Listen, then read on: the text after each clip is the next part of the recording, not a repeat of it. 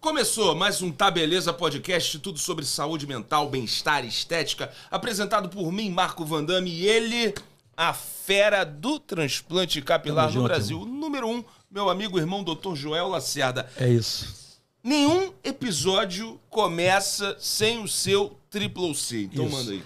Nosso Triple C é o seguinte, curtiu, comentou, compartilhou, é importante pra gente, que a gente traz só fera aqui. Quanto mais viraliza, né? Quanto mais nego curte, só vem fera. Hoje não é diferente, né? Não, que a resenha já começou hoje não é diferente. A gente já começou a trocar uma ideia aqui. É importante que você dê um like nos vídeos. Isso. Vou te falar, antes de se inscrever, dá o like. Aí depois você se inscreve. Por quê? Porque outros vídeos do tipo vão aparecer aí no seu trilho. Aí você, ó... é só prosperidade no seu YouTube. Falar um negócio rápido aqui. A gente fala muito de saúde e bem-estar, engloba muita coisa. E se você não passa pelo que você está ouvindo aqui, qual o assunto, com certeza alguém próximo vai passar. Porque é tão comum. Tem sempre algum assunto que vai te interessar. E hoje não é diferente, a gente recebe a doutora Natasha Gunning.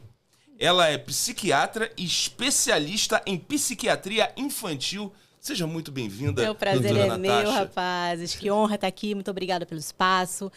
O assunto que a gente vai falar hoje é muito pertinente, então eu estou muito feliz por vocês terem dado essa abertura para esse assunto que é tão pouco falado, por incrível que pareça, por aí. É verdade. E muito interessante. E, assim, não é comum, mas eu já conheci uma criança com esse tipo de transtorno. Posso especificar assim como Chamamos de transtorno. Que é o mutismo seletivo.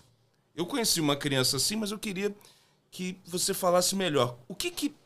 Como é que uma criança pode ser diagnosticada com mutismo seletivo e o que é o mutismo seletivo? Maravilha. Antes de falar propriamente sobre o mutismo seletivo, eu queria comentar um pouquinho sobre a ansiedade.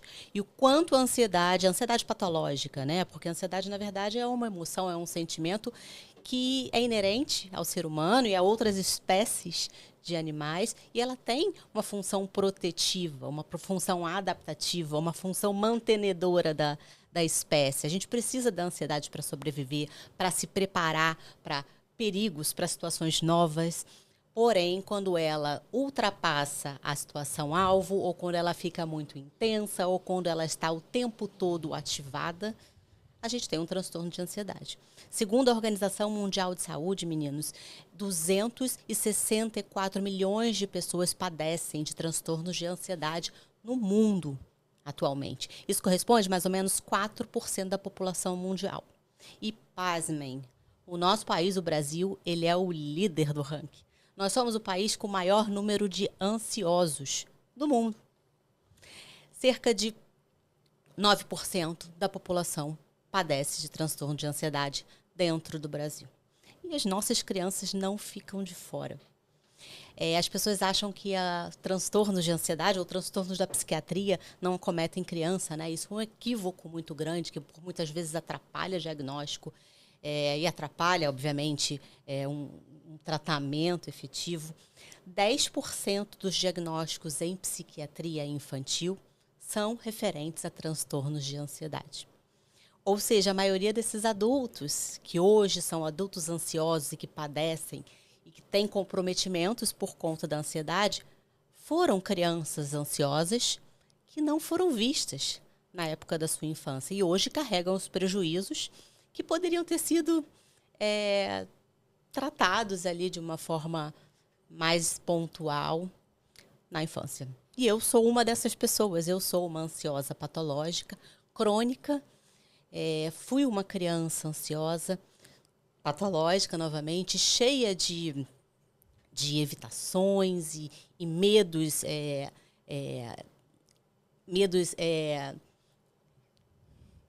Dá pra... Não tem problema, não. E medos exacerbados e disfuncionalidades.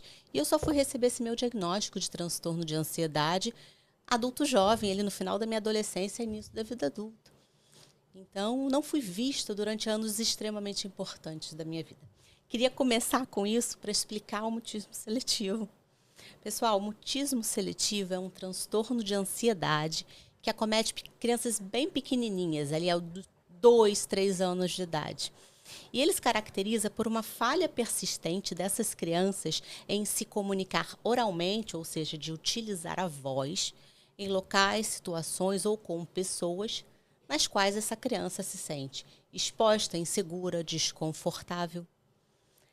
Essa criança tem total domínio da língua, domínio da linguagem, ou seja, ela tem a linguagem, a aquisição de linguagem própria para o grau, para o nível de desenvolvimento dela, em locais onde ela se sente segura, confortável, tipo, geralmente, dentro da casa dos pais, com os pais, mãe e pai, ela fala absolutamente normal.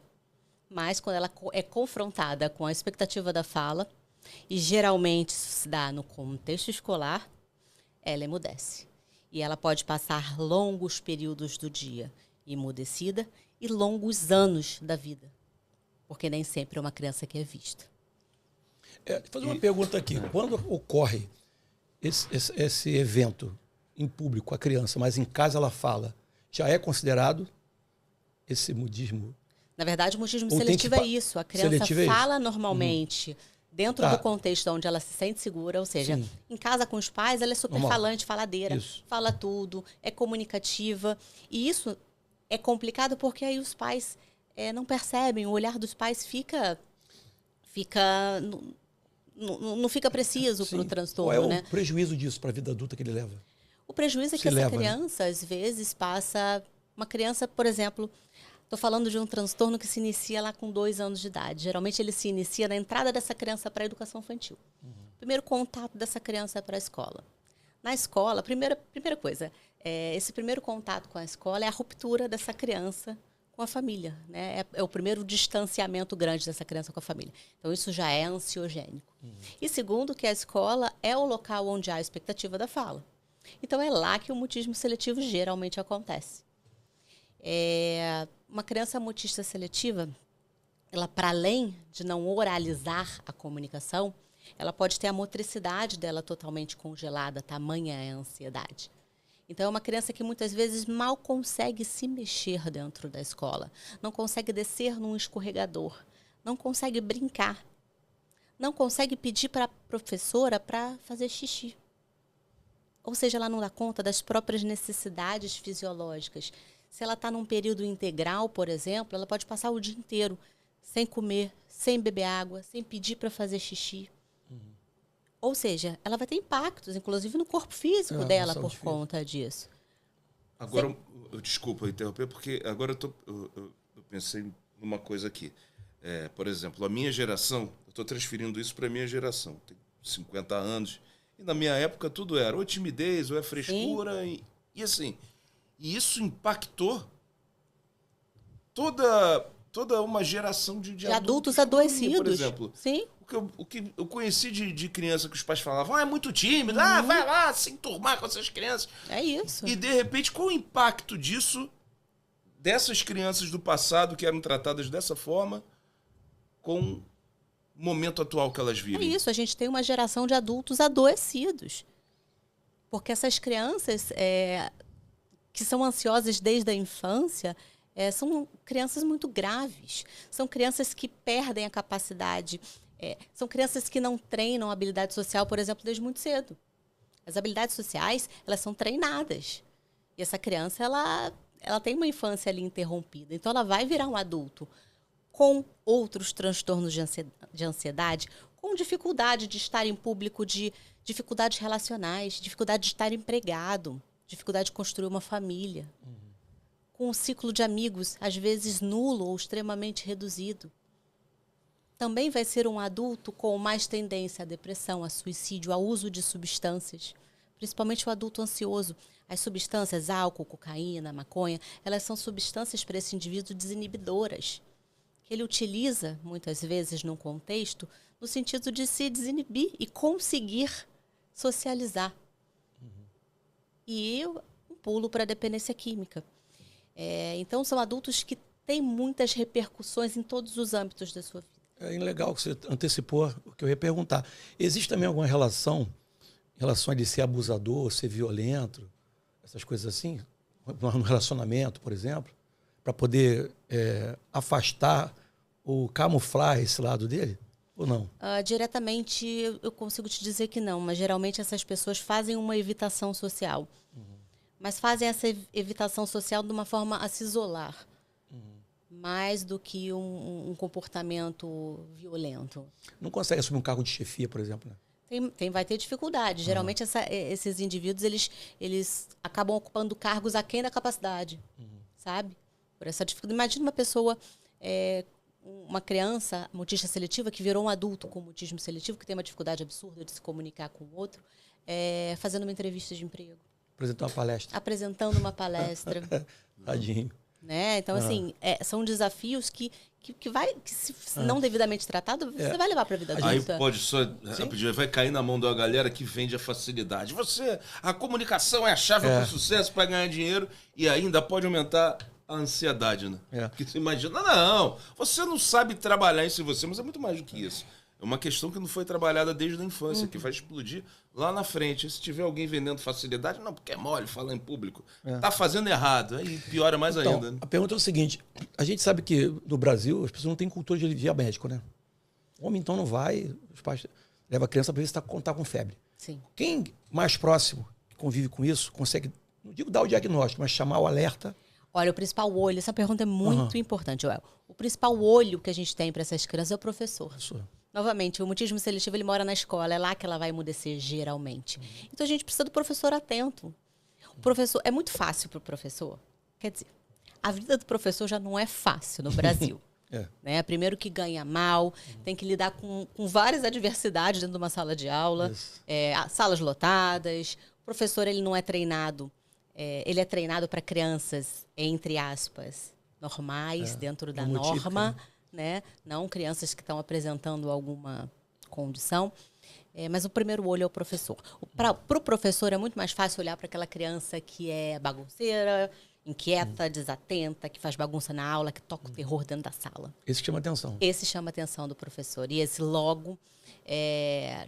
essa criança logo os pais dessa criança são logo acionados. Para aquela criança que é quietinha, que obedece comando, que fica na dela, essa criança não é vista. Um bom aluno. O professor é um bom aluno. O professor é um bom aluno. Não dá trabalho, não dá trabalho. Ela, além de não ser ouvida, ela não é vista. Tem tantas outras coisas ali impactando aquela sala de aula que aquela criança ali não é vista. Então, nosso primeiro olho é o professor. Professores treinados, professores entendendo que uma inibição comportamental muito grande pode ser um sinal de alerta importante para a gente, acionando os pais. A gente já tem aí um caminho interessante para percorrer. Como você falou, o professor tem, tanta coisa para tomar conta, ainda tem que dar aula, né? Corrigir prova e tal. Não seria interessante, então, o pai, depois desse podcast aqui, como é que é importante o nosso podcast? Sim, né? claro. Então, o pai se atentar para isso e chamar o professor para uma conversa. Como é que meu filho se comporta? Sempre, o estreitamento da relação escola, pais, é uma coisa muito importante. O pai ele não pode transferir para a escola a educação e o cuidado do filho, e nem a escola pode achar que isso é só do pai, isso aí é um trabalho em conjunto. Então, se você tem um professor alerta que identifica essa criança e leva esse comportamento para os pais, a primeira reação desses pais é a seguinte: puxa, que coisa estranha. Porque meu filho fala beça em casa. Muitas vezes o que o professor traz vai de encontro a algo que a família já observou, porque muitas dessas crianças falam com mãe e pai, mas quando entra o tio dentro de casa, ela emudece. Os pais já acham aquilo estranho, mas é tímida, né? Aquela coisa cai na criança tímida. Mas você aciona esses pais inicialmente ficam ali, mas ela fala tanto comigo e tal. E aí, em determinado momento, elas chegam até o médico. Geralmente, o primeiro médico que chega é o pediatra. Né? Gente, eu sou faladeira, tá? Não, por favor. O psiquiatra, ele acaba especialista, sabe muito. Esse é o problema. E eu amo muito esse tema. Então, é o meu propósito de vida. Então, eu tenho muita apaixonante mesmo. Eu tô aqui por falar sobre isso. O psiquiatra parece que fica no fim da linha, entendeu? Quando não tem mais jeito, eu vou no psiquiatra. Isso aí é um equívoco absurdo, porque se esse psiquiatra é acionado anos antes, a gente recupera essa criança de uma forma muito mais fácil. Então, o que acontece? Essa criança é levada para o pediatra, que muitas vezes não conhece o transtorno. Mutismo seletivo, infelizmente, não é falado amplamente numa faculdade de medicina. E esse pediatra vai falar para essa família: não, isso vai passar. É o tempo da criança. Essa frase, ó, dá até calafrio para quem trabalha com desenvolvimento infantil. A gente tem um tempo que é neurobiológico. Né? Cada criança não faz uma coisa no tempo dela. A gente tem um tempo neurobiológico, a gente tem janelas de tempo. Então, é isso que na maioria das vezes, esses pais ouvem. É tímida. Ah, coloca essa criança numa aula de teatro. Pronto, você coloca ela na aula de teatro, você leva ela para um patamar de ansiedade absolutamente insuportável. E aí, o que acontece é que uma criança que começou a apresentar sinal lá com os 2 anos de idade, isso aí é a literatura médica que fala, tá, gente? Essa criança que adoeceu aos 2 anos de idade, ela ganha diagnóstico aos 8, segundo a literatura. Ela, na educação infantil, ela já estava emudecida e ela só ganha o diagnóstico lá no 2º, 3º ano do ensino fundamental. Nisso, ela perdeu um lapso aí de 5 anos, mais ou menos, segundo a literatura, de treinamento de habilidade social, de treinamento de habilidade socioemocional. Olha a quantidade de prejuízo que essa criança teve. Num período de cérebro absolutamente importante. Agora, pelo que... Só pegar esse tema aqui dela, porque é tanta pergunta que a gente quer fazer, né? Esse tratamento é medicamentoso ou comportamental? Só para poder finalizar isso. Se essa criança chega cedo para a gente, se a gente faz um diagnóstico ali precoce, ou seja, se essa criança tem pouco tempo de emudecimento, a primeira indicação é um tratamento comportamental. Mas a maioria das crianças tem esse lapso para chegar para a gente. Chega já num período um pouco mais longo da doença. E aí é muito difícil você só com a terapia comportamental você desensibilizar essa criança. E aí muitas delas, eu diria a grande maioria, vai precisar entrar na medicação. Que também não há problema nenhum, a medicação... Sim.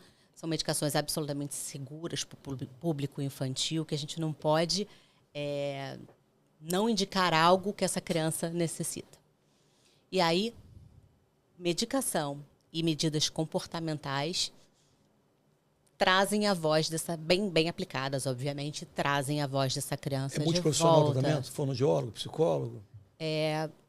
Um tratamento comportamental, a medicação, os pais atuando como protagonistas. O terapeuta passa 1 hora com a criança. Os pais passam 24. As outras 23, sei lá, o dia todo. Então, ensinar esses pais como expor essa criança sem que a ansiedade dela aumenta, reforço positivo e negativo, tudo isso a gente ensina para os pais, para eles continuarem aplicando as técnicas no parquinho, na sorveteria, no restaurante, na casa da avó, e a escola. Então, esses profissionais todos trabalhando em conjunto, a gente tem sucesso. Show. Não acontece muita confusão do mutismo seletivo com autismo, não? Você está afiado nas perguntas. E é exatamente isso. Ocorre muita confusão. Primeiro, porque essa criança não está se comunicando. E o autismo é um dos critérios do autismo, e mais importante é o déficit de interação social. Né? O prejuízo de interação social. E essa criança tem prejuízo de interação social. E ela tem outras similaridades também com o autismo. Por exemplo, essa criança mutista seletiva, ansiosa, ela tem muita dificuldade com quebra de rotina, ela gosta da previsibilidade. A previsibilidade, ela é amiga do ansioso. Saber o que vem depois me gera calmaria. Eu sei o que eu estou esperando. Então, isso gera um conforto para o ansioso. Então, essa criança é uma criança que gosta de previsibilidade, que segue uma rotina, que tem dificuldade de explorar os ambientes, que muitas vezes tem dificuldade de olhar no olho das pessoas por conta de timidez exacerbada. Então, ela não faz um contato visual adequado. Então, sim, ele é muitas vezes confundido com autismo. E quer piorar a situação? Muitas vezes o mutismo seletivo é comórbido com o autismo, ou seja, acontece ao mesmo tempo. E a prevalência, pessoal, é de 67%. É muita coisa. É muita coisa. Então, toda criança que vem para mim com mutismo seletivo, Acende o alertinho. eu sou obrigada a rastrear para autismo. Tamanha é a associação dessas duas comorbidades. E existe um sem outro? Existe, são entidades fisiopatológicas diferentes, entidades nosológicas diferentes. Porém, a associação ela é frequente. A minha pergunta também é a seguinte, o mutismo, ele cursa muito com outras patologias, comorbidade? Eu não consigo dormir, déficit de aprendizagem na escola, coisas desse tipo? A criança mutista seletiva, novamente, é uma criança com uma ansiedade muito exacerbada. Então, é uma criança que tem dificuldade para dormir por preocupações relacionadas, por exemplo, ao dia seguinte. Ela pode ter bruxismo, parassonia. É uma criança que tem dificuldade de desfraude, medos exacerbados, preocupações exacerbadas. Novamente, é uma criança que tem dificuldade de mudanças muito drásticas, mudanças com a rotina. Tudo isso deflagra nela picos de ansiedade. Ela pode fazer sintomas somáticos, assim como uma crise de pânico, por exemplo. Isso todo dia antes de ir para a escola, gente. Apetite, mexe com o apetite? Ela é uma criança que geralmente tem uma seletividade alimentar, que também é algo que pega lá no autismo. Para além da seletividade alimentar, ela tem muito medo de experimentar alimentos novos. Então, é uma criança que também tem que ser trabalhada, muitas vezes, do ponto de vista alimentar. E elas, de fato, fazem crises de ansiedade, com taquicardia, sudorese, sensação de desmaio, palidez cutânea e mucosa. Isso não é de vez em quando. Tem criança que faz isso todo dia na ida para a escola. A famosa dorzinha de barriga. Isso é muito comum. E tem algum gatilho para poder... O grande gatilho do mutismo seletivo é a entrada na escola. Mas a gente, obviamente, que tem um fator genético ali que é muito importante. Geralmente, um dos pais, também dados da literatura, tem transtorno de ansiedade. Não necessariamente o mutismo seletivo, mas algum transtorno de ansiedade. Ou seja, é um cérebro ali já propenso, né, com um terreno fértil para a instalação de um transtorno de ansiedade. Geralmente, é uma família com pouco repertório social. Então, aquela criança não tem oportunidade de treinar a interação, a socialização. E aí, quando ela entra na escola, esse é o grande deflagrador, é o grande gatilho. Agora, o mutismo tem, né, uma influência muito forte da ansiedade, né? Impacta desde cedo em todos nós. Mas além do mutismo, por exemplo, ansiedade, eu vejo muitas crianças comendo muito e só besteira. E se alimentando mal desde cedo.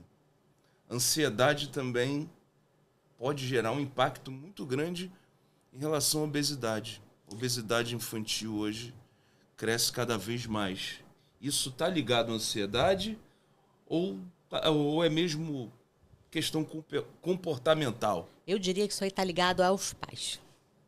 Quem compra, quem enche essa geladeira, quem compra o biscoito, quem compra o chocolate, quem dá balinha todo dia, quem permite isso são os pais. A permissão, o dizer o não, que hoje em dia é algo dificílimo para pai e mãe, não sei porquê, e o reflexo também, né? Você olhar a alimentação de pai e mãe e copiar, às vezes, um modelo de alimentação que não é o ideal. Muito para além de um transtorno de ansiedade, sabe? Agora, o contrário é verdadeiro. Quando você avalia uma população obesa ou quando você avalia uma população com transtorno compulsivo alimentar, que existe uma entidade chamada TCA, transtorno compulsivo alimentar, a gente vê que grande parte delas é a ansiedade. Eu não sei te falar o que veio primeiro, o ovo ou a galinha, mas o que eu consigo te trazer da literatura é que isso é muito mais impactado pelos hábitos da família e pelo espelhamento do comportamento dos pais na criança. Agora, você tocou num ponto que eu, pelo menos, nas conversas, isso eu ouço demais. Os pais dizerem não às crianças. Isso é cada vez mais difícil mesmo, como você falou. No futuro, o que pode acontecer com essas crianças que não ouvem mais o não? Você acaba criando uma geração de pessoas frustradas, com dificuldade de ouvir um não, com pouca resiliência. Né? A vida dá não pra gente o tempo todo. E se a gente não aceitar esse não e transformar esse não numa nova oportunidade, você acaba criando uma geração de pessoas sem resiliência. A família dá sim, mas o mundo dá não, direto. O problema é esse. Deixa eu falar um negócio aqui que eu lembrei. Educar é desagradar. Eu ouvi essa frase de alguém, não me lembro quem é, mas educar é desagradar muitas vezes. Muitas vezes você vai ter que falar um não ali. E tá tudo bem. Eu não amo menos o meu filho por isso. Ele não se sente mais amado pelo meu não. Eu estava dando uma risada aqui, porque você falou de mutismo infantil, seletivo. Eu lembrei que teve um entrevistado aqui, que falava sobre oratória. A Ivana falou que era gago na infância. Não. Ele falou não, ele tava Gago, tu falando riu? sobre a gagueira. Não, Eu quero puxar o assunto agora é o seguinte. Existe também motivo residencial, né? Só social, que a gente chega em casa, só a mulher que fala. Só a mulher que fala. E aí existe a surdez seletiva também. Da parte do homem. É verdade. Vamos pontuar a surdez seletiva. Não, ele tava falando A gente vai vivendo. sobre gagueira, como curar a Aí gagueira. todo mundo tem que sobreviver, né, Joel? Aí ele falou que o gago pulava, que o gaguejava pulava. Desculpa, não Ai, aguentei. cara, tu que lembrou disso. Doutora, fala sobre os seus livros que você trouxe aí, são muito interessantes Ah. e podem ajudar muita gente. São 2 livrinhos. O primeiro deles é A Menina que Não Falava, que é um livro que conta a história da minha primeira paciente de mutismo seletivo. Foi ela que despertou em mim essa paixão pelo mutismo seletivo. Então, é a historinha dela aqui. Ela foi uma menina de 3 anos que adentrou no meu consultório com essa queixa. Doutora, ela fala comigo e com o pai, não fala com ninguém na escola. E se alguém de fora, mesmo sendo da família, entra dentro da nossa casa, ela emudece. E eu falei, que diabo é isso? E quanto mais eles contavam sobre essa menininha, mais eu lembrava da menininha que eu fui. Lembra que eu falei para vocês que eu era uma criança ansiosa, patologicamente ansiosa? E a história dela toda vez mais se remetia a mim. Eu fui procurar, eu fui fazer curso fora, eu me especializei no mutismo seletivo. Essa menina chegou com 3 anos, ela foi oradora da turma dela aos 6 anos, na formatura da educação infantil. E eu tenho grandes suspeitas que eu tenha sido uma mutista seletiva quando pequena. Porque eu fui até minha mãe, né? Eu fui saber que diabo é isso.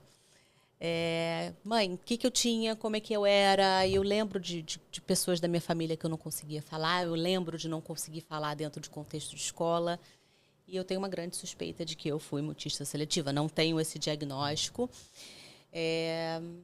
mas é algo que acabou atingindo num lugar onde eu me refiz, onde eu me, de alguma forma, ressignifiquei muito da minha infância, quando esse transtorno chegou até mim. E tenho aqui a Ansiedade Martim, que é um livrinho, ele é mais recente. Ansiedade, esse aqui é meu filho, gente, é o Martim. Aqui, esse livro é muito fofo porque ele descreve algumas cenas típicas da criança que tem ansiedade. A ansiedade patológica, novamente. Eu sempre faço essa discriminação entre ansiedade e ansiedade patológica, porque uma coisa é a doença ansiedade, outra coisa é a ansiedade que todos nós sentimos. Então, esse é um livrinho que é dedicado ao meu filho e a mim, a criança que eu fui. Que legal, pô. Uma pergunta no ar aqui que esclarece todo mundo, porque apesar de ser médico, eu tenho essa dúvida. Transtorno de ansiedade é patológico, é doença. É doença. E a crise de ansiedade? A crise de ansiedade, dentro de um transtorno de ansiedade, ela é um sintoma. Deixa eu te explicar melhor. Existe um transtorno chamado transtorno do pânico. O transtorno do pânico, ele é um transtorno onde a pessoa tem ataques frequentes de ansiedade, ataques de pânico. Esse é o transtorno do pânico. Dentro dos outros transtornos de ansiedade, a gente tem 7 ou 8 transtornos de ansiedade diferentes. O adulto ou a criança pode fazer crises de ansiedade, como as crianças mutistas seletivas fazem quando vão ser expostas ao agente fóbico delas. É isso, é o corpo trazendo para fora essas sensações. É o corpo, é a externalização da ansiedade que é interna, né? Então, é coração que bate forte, é sensação de desmaio, é dor de barriga, às vezes é descarga adrenérgica, preciso ir no banheiro mesmo, às vezes vomita. Eu digo isso pelo seguinte, vamos supor, a ansiedade é uma coisa do ser humano, inerente, é normal e é positiva, dependendo do caso. Sim. Aquele carinho, aquela menininha que vai encontrar o namoradinho a primeira vez, dá aquela crise de ansiedade. Isso é crise ou é uma ansiedade normal? Depende da intensidade disso e da frequência disso. Eu vim pra cá hoje, eu tava ansiosa. Tava ansiosa. É uma ansiedade, não é crise, é uma queria ansiedade. ter o meu desempenho, queria me sair bem, fui estudar sobre vocês. Saiu excelente. Então, essa é uma ansiedade que é protetiva, essa é uma ansiedade que me ajuda, que melhora o meu desempenho. Essa é uma ansiedade boa, né? Ansiedade patológica seria se eu chegasse aqui passando mal, com muitos sintomas somáticos, ou ligasse para vocês, gente, não vou conseguir evitar essa situação, trazendo prejuízos para mim de forma recorrente, e aí a gente já entra num lugar de ansiedade patológica. Oh, muito bom. Doutora Natasha Gunning. Acertei de primeira e errei na saída. Exato. Psiquiatra especializada no atendimento infantil. Muito obrigado pela sua presença aqui. Foi um prazer, tá bom? meninos. O microfone é seu para projetos, redes sociais. Vai aparecer aí o seu Instagram aí na tela aí do Tá Beleza Podcast, mas pode falar, projetos, enfim. Primeiro quero agradecer por esse espaço. Nos últimos 6, 7 anos, o meu propósito de vida tem sido a divulgação no mutismo seletivo. Novamente, eu me reencontro com a criança que eu fui toda vez que eu falo dele. Quero deixar minha rede social, que é o @doutora.psiquiatra. Estou à disposição de todo mundo. E quero deixar a rede social da Abramut, que é a Associação Brasileira de Mutismo Seletivo e Ansiedade Infantil. É um instituto que eu criei para divulgação, disseminação de informação gratuita e de qualidade para todo mundo que precisa. @abramut. @instituto.abramut. Está lá à disposição de todos vocês. Obrigado, doutora Natasha. Olha só, não deixa de dar o like aí no vídeo, porque outros do tipo vão aparecer para você. Como diz o doutor João Lacerda... Aquele C, curtiu, comentou, compartilhou. Estou feliz demais com esse episódio. Indico todo mundo a assistir, mesmo quem não tem filho, que vai ter um sobrinho, um afilhado, uma filha de um vizinho, querido, de um amigo, que realmente é um assunto muito importante. Eu fiquei contagiado com isso. E só engrandece mais o quê? O Tá Beleza Podcast. Que esse podcast aqui, amigo, esquece. Falou tudo. Até o próximo Tá Beleza Podcast. Um abraço.